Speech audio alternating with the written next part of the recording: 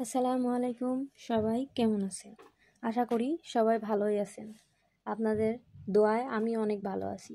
চলুন আজকে খুব সহজে আপনাদেরকে ভাপা পিঠা বানিয়ে দেখাবো। প্রথমে একটি ছোট বাটিতে সামান্য পরিমাণ আটা বা ময়দা নিতে হবে। তারপর পানি দিয়ে ভালো করে মেখে একটি পাতিলের মুখে ভালো করে আটাগুলো লাগিয়ে দিব। লাগানো হয়ে গেলে পিঠা বানানোর শাঁসটি ভালো করে পাতিলের মুখে লাগিয়ে দিব যাতে কোনো বাতাস বের না হয়। লাগানো হয়ে গেলে পরিমাণ মতো পানি দিয়ে দিব। পরিমাণ মতো পানি দেওয়া হয়ে গেলে এবার পাতিলটি চুলায় বসিয়ে দিতে হবে।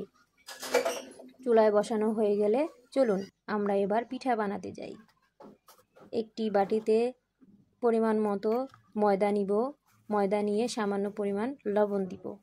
লবণ দেওয়া হয়ে গেলে পানি দিয়ে ভালো করে আটাগুলো মাখবো।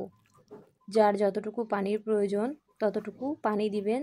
যতক্ষণ দেখবেন আটাগুলো মুঠ পাকানো যাচ্ছে না ততক্ষণ আপনার আটা ভালো করে মাখাতে হবে।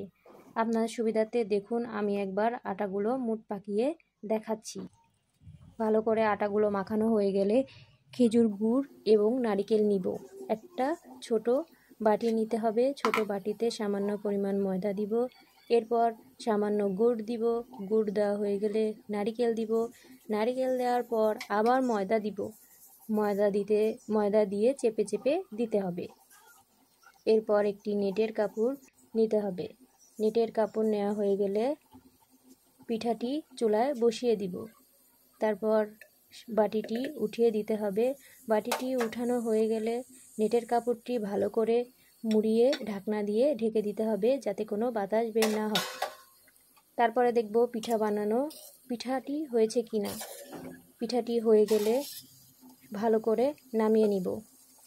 তারপর পিঠাটি আলতো হাতে ভালো করে ঢেলে নিতে হবে যাতে পিঠাটি ভেঙে না যায়।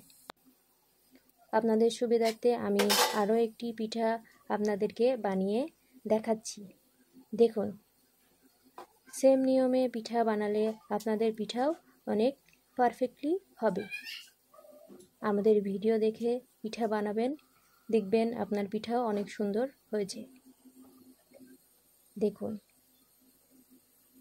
সেই একই নিয়মে পিঠাটি বানাতে হবে।